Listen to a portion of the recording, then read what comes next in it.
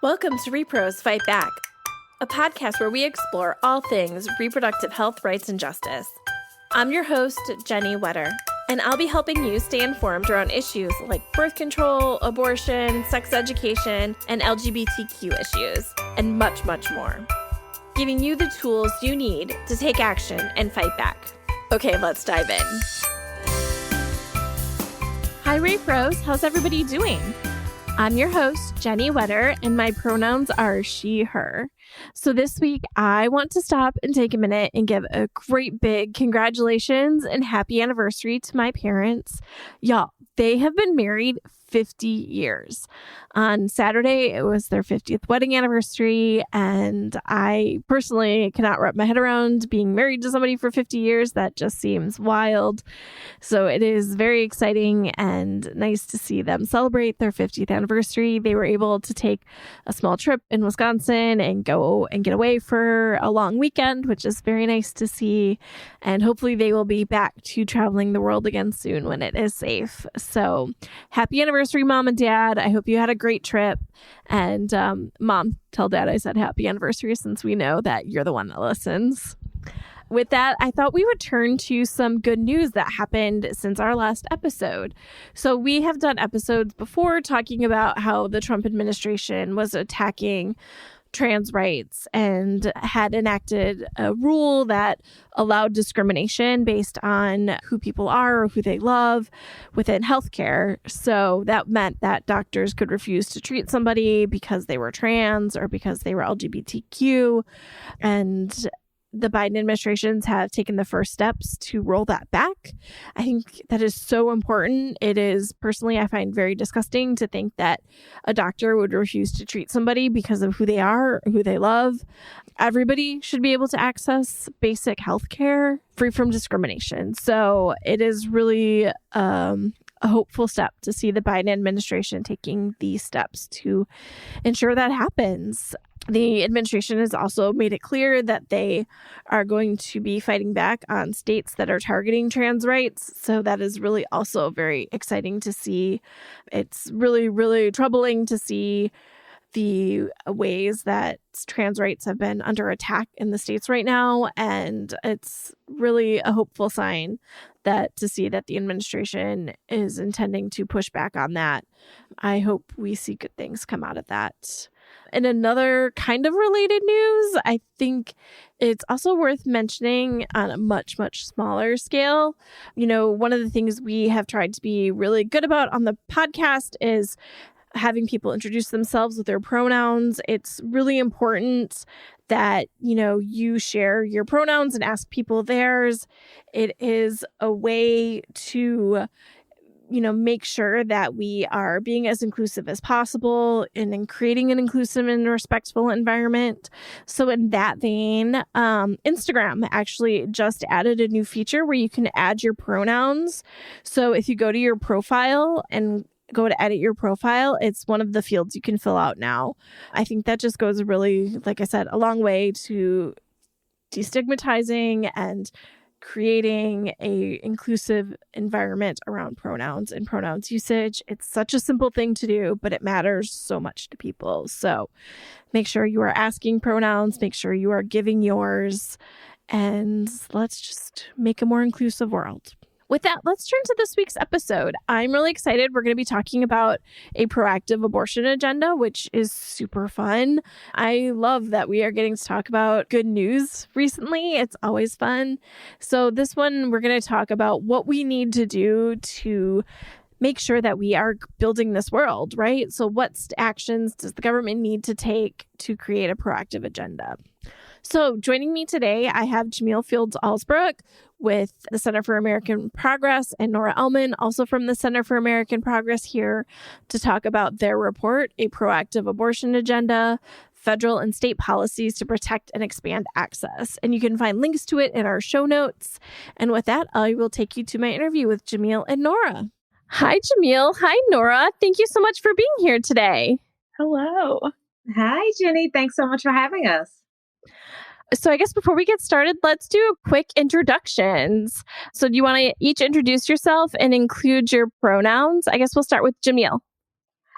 Great. So I am Jamil Fields Osbrook. I am the Director of Women's Health and Rights at the Center for American Progress, and my pronouns are she, her, hers. And I'm Nora Ellman. I use she, her pronouns, and I'm a research associate for women's health and rights at the Center for American Progress. Great. Well, I'm really excited to have y'all here today because we get to talk about proactive things. And instead of just like reacting to all of the terrible things that were happening, like it's exciting to kind of dream about what we can do to make things better. It is. Yes. It was fun to write this report that we're going to be talking about and to think in a future visionary world, but also still very practical. Yes. So I guess before we get to like dreaming big and what we need to do, let's start with like, what does access to abortion look like right now before we can talk about a proactive abortion agenda? Sure. So I'll kick it off and then turn it over to Nora. But I mean, I think as most of your listeners know, the right to abortion has never been fulfilled for, unfortunately, too many in this country, particularly among people who live in the South and Midwest, where I'm from, people who are of low income, people of color, people with disability, young folks. And so despite the right to abortion, we've seen since Roe over 1,200 abortion restrictions enacted, increasing number in recent years. In fact, this year we're on track to be one of the worst years for abortion restrictions, unfortunately. And those restrictions have come in the form of coverage bans. So things where people can't use, whether it's private insurance or public insurance for abortion. It's come in the form of trap laws, which have restrict and limit abortion providers' ability to be open and provide care. It also comes in the form of week bans and unnecessary counseling restrictions. And, just to add icing on the cake, targeted restrictions as it relates to fetal diagnosis and race bans to target certain communities, particularly the disability community, as well as the Asian American community. So, we have very limited access in certain places. So while we have a right, unfortunately, many people aren't able to access that right. Yeah. And I just add, I think in the midst of sort of decades of attacks on abortion rights and access, many, I think, have seen the courts as a stopgap in that way. But recently, we've really seen this conservative shift in the judiciary at all levels, including, of course, at the Supreme Court. And so more than ever, it feels like that stopgap is getting eroded. And I'd also say, kind of beyond the policy landscape, we also live in a culture that doesn't treat abortion as healthcare, that doesn't value abortion as, a part of the full scope of people's reproductive lives, and is where abortion is highly stigmatized. And so that's the environment where when someone needs to access abortion, they're sort of walking into this both cultural and policy landscape that's really designed to make it hard for them to access care. Yeah. And one thing, if I could just chime in on something Nora mentioned, I mean, I also think that, just like all things, COVID has laid bare our systemic failures, particularly as it relates to abortion access in the healthcare system. And we saw early on in the pandemic, states trying to use prohibitions around necessary and essential care to limit and stop abortion access. You also saw with restrictions on travel, because there are many people have to travel in order to get abortions. People were practically limited from being able to go get their abortions because of the threats of violence and other inhibitions of people going into the field to actually provide abortions. We also have a limited number of abortion providers. And so you also saw travel restrictions limiting abortion providers' ability to travel and go provide care. And such as that if one person sometimes in a region got sick, one abortion providers, that could shut down abortion access for an entire region.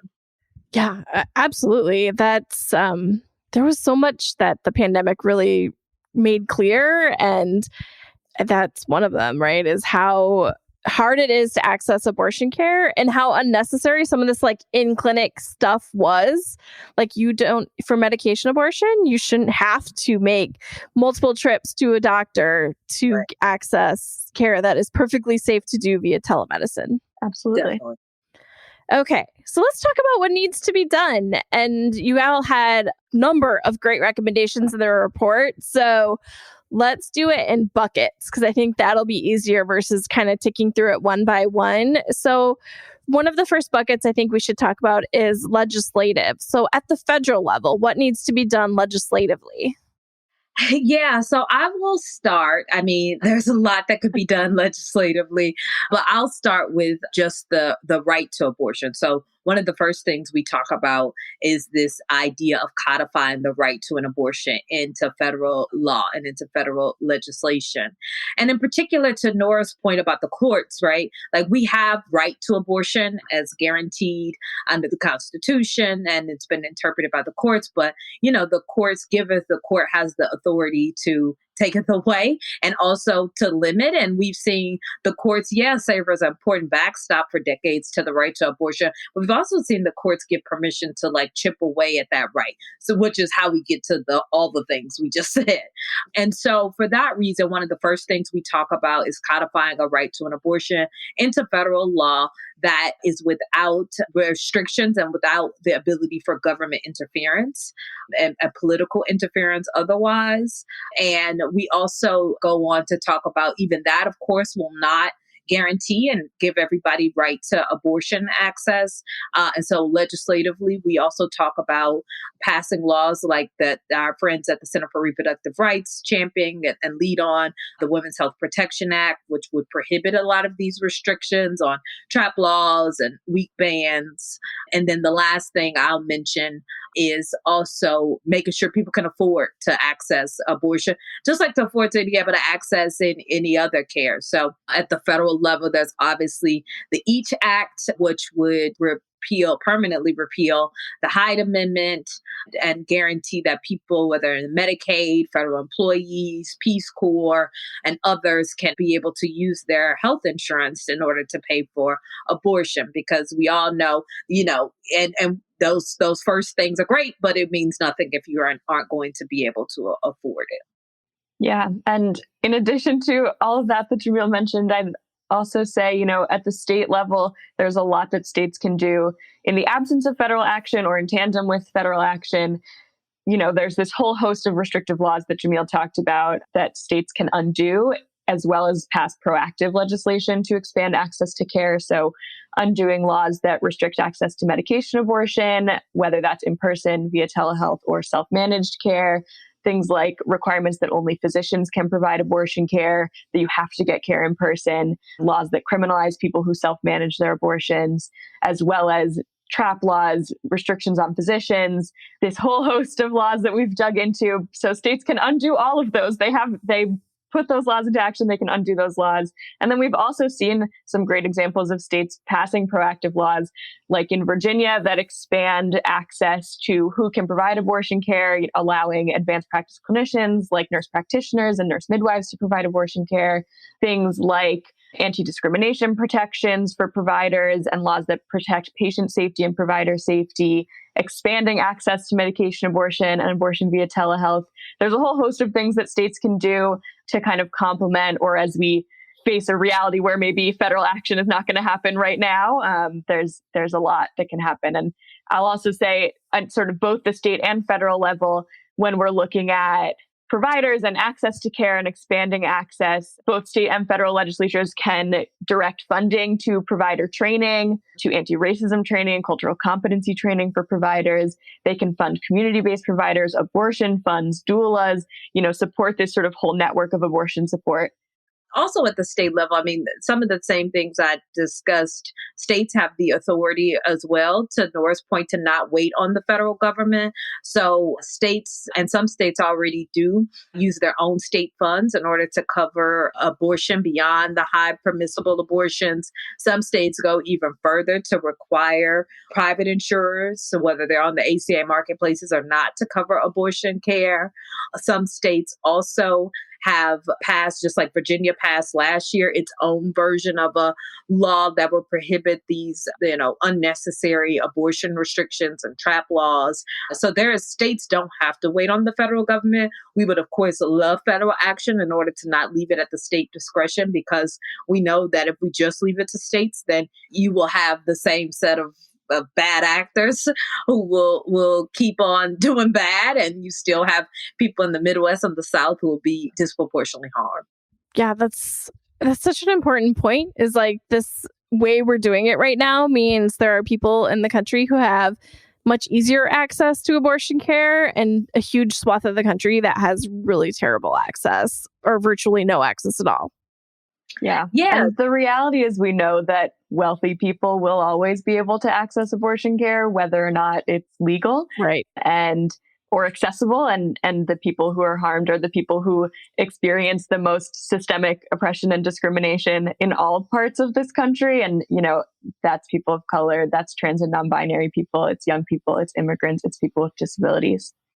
Yeah, and there was a article that came out in the New York Times some years back that talked about how nearly 11 million people live in counties where they have to drive an hour or more in order to access an abortion provider. And so I imagine there might be some people who listen and say, well, you know, if you just need an abortion, I'm sure you can go find one, and that's just not the reality for everyone. Yeah, for sure. Where I grew up, like I would have had to have driven an hour to go to Madison to access a Planned Parenthood. I don't know what the next closest one would have been.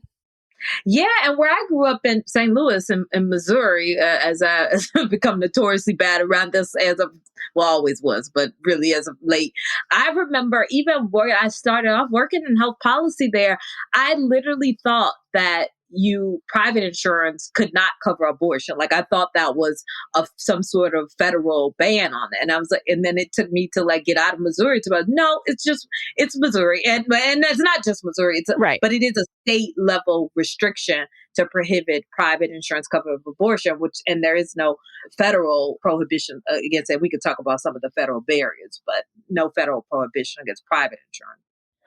So let's move on to the next kind of bucket of actions that can be taken, and that's at the executive level.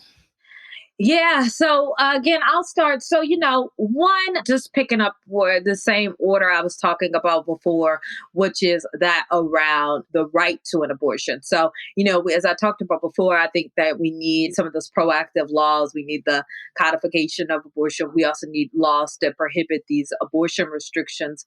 But all of that inevitably end up before a court. I mean, we just know that because we know the nature of our work. And so, one, we need nominations. We need federal nominations to the bench that are racially and ethnically diverse, that have a professional diversity, and also other, forms of diversity, LGBTQ folks, people with disability, and so forth.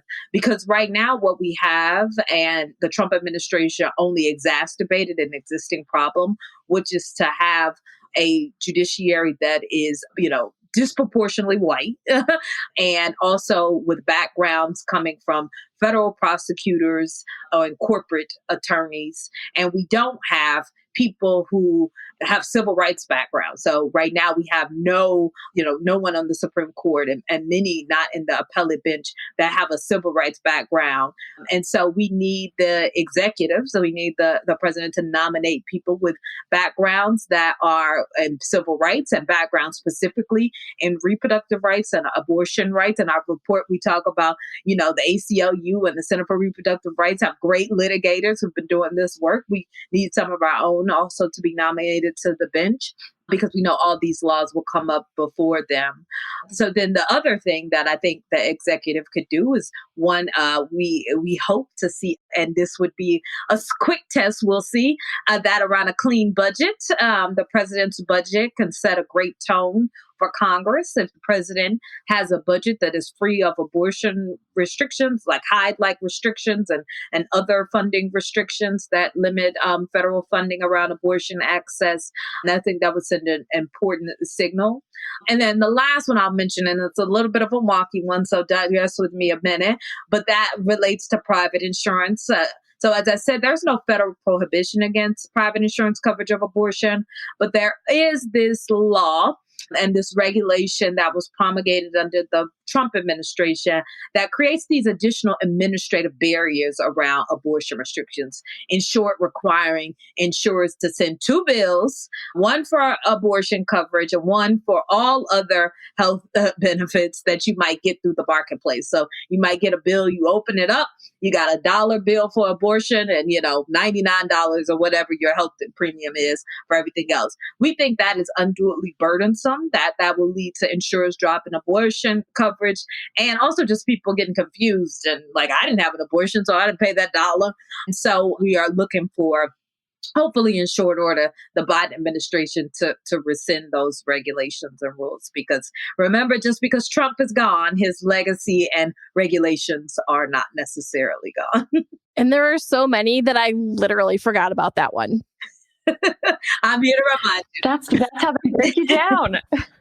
In addition to all those things Jamil mentioned, I think one area where the administration can be particularly effective is around expanding access to medication abortion. And we've already seen some movement on this, which is great, where the FDA announced that they would not be enforcing the requirement that people pick up medication abortion in person during the pandemic. And most recently, they announced that they're going to do a full review of the restrictions on medication abortion that include those in-person restrictions, but also additional barriers like limiting the providers who can even dispense medication abortion.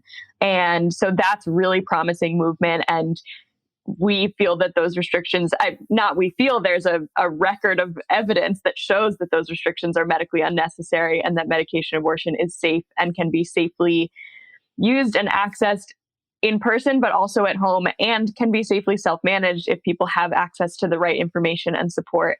And so on that note, there are a number of states that currently criminalize people who self-manage abortions, whether explicitly criminalizing self-managed abortion or using other laws on the books to target people who they suspect of criminalizing. So that can even include if you have a miscarriage.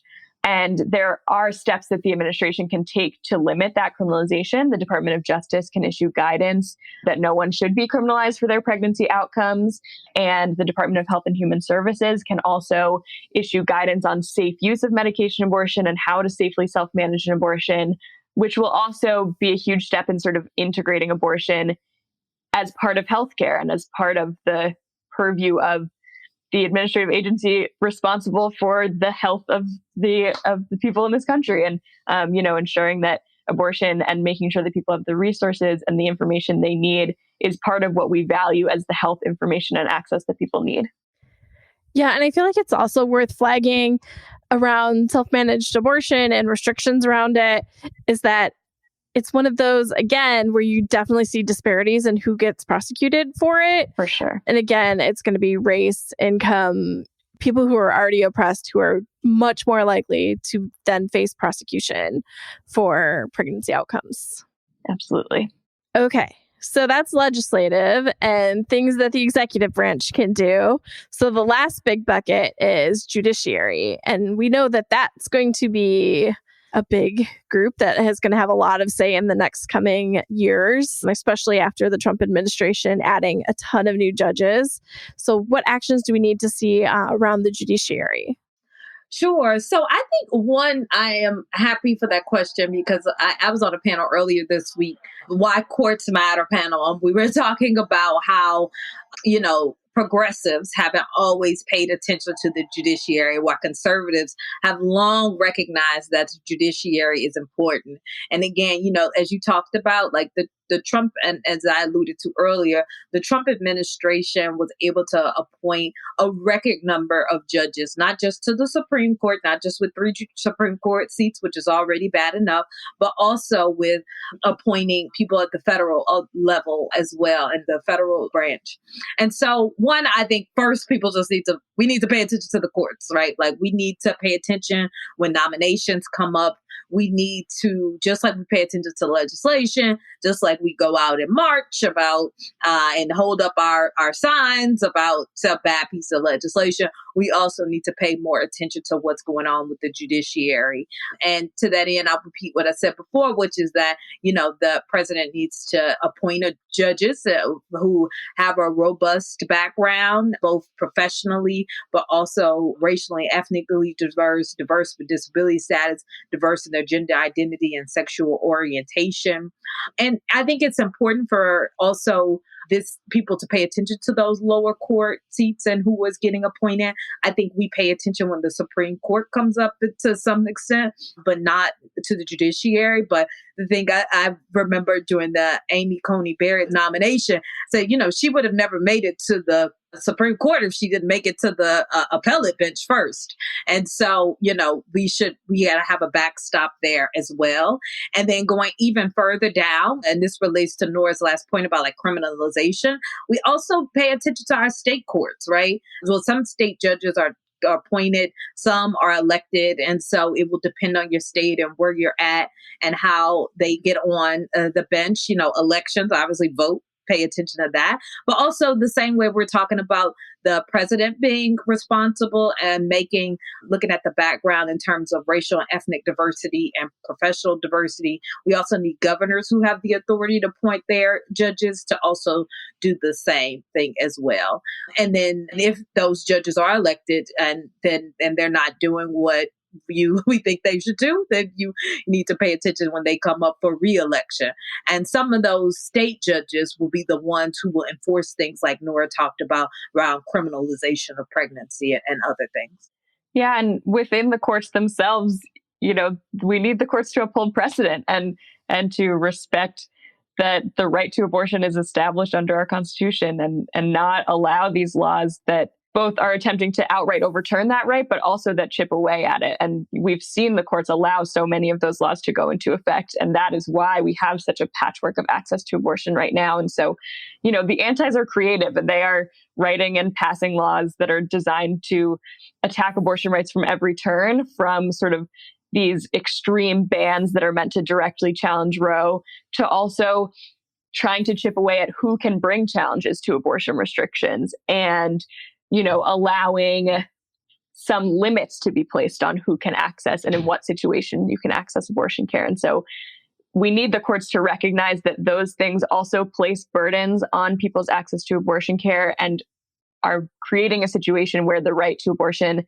as established under our Constitution, is not a reality for so many people in the country. And we need the courts to not allow for those restrictions to go into effect. Yeah, that is so many things that need to happen. And I'm sure our audience may be feeling a little overwhelmed because there is so much that needs to happen. So what actions can the audience take? How can they help with this? What can they do?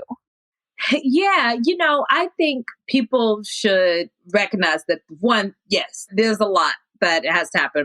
We think we say this line at the beginning of our report that this is a visionary roadmap, but it's also very practical and real. And I think I, as a person who's worked in repro for quite a bit, will say, sometimes we can feel a bit defeated, right? And that all we can do is be on the defense, which is important, of course, but these things are real and that they can happen. So I think first is just a mindset adjustment to know that we, even in the environment, even when it's friendly, is not always that friendly to us. We know that. And that's just is what it is. And we keep fighting anyway. So I think there's that. I think, paying attention to some of the pieces of legislation we talked about and seeing if you're paying attention to what's happening in Congress and educating your members of Congress, I'll say it that way, about some of these laws and policies that should get advanced is another. And I do think, donating to your local advocates who do this sort of work and on the ground folks who are doing incredible work. Part of the reason we wanted to do this report was not just to uplift and spout out a bunch of ideas that we have. And to be clear, we didn't come up with all of these ideas, even the ones we just mentioned, was to also highlight the important work that people are doing on the ground. So in the report, we highlight, our friends at All Above All, our friends at Urge. We highlight the Blueprint, which is represent over 90 organizations. And we also highlight some abortion funds, including out of New York. And so I think donating to those folks, because a lot of the things we talked about, either these groups have championed or have already made happen. So for instance, one of the things we highlight there is how the National Institute for Reproductive Health was able to build and champion a campaign to get the New York City to provide city funds to its abortion fund in order to help close some of the gaps. So all to say, there are proactive, beautiful things happening out there. Fund and support the people who are making them happen. Yeah. And I think there's also so much work that all of us can do around this sort of culture shift piece as well, of building a world that values abortion and values the people who have abortions, and shifting our mindset to that reproductive justice frame that sees abortion as part of the full scope of reproductive decisions we make in our lives, including having children or not having children, having abortions, being able to raise our children in safe communities, and positioning abortion as part of that broader reproductive health and justice landscape, but also part of the broader system of healthcare.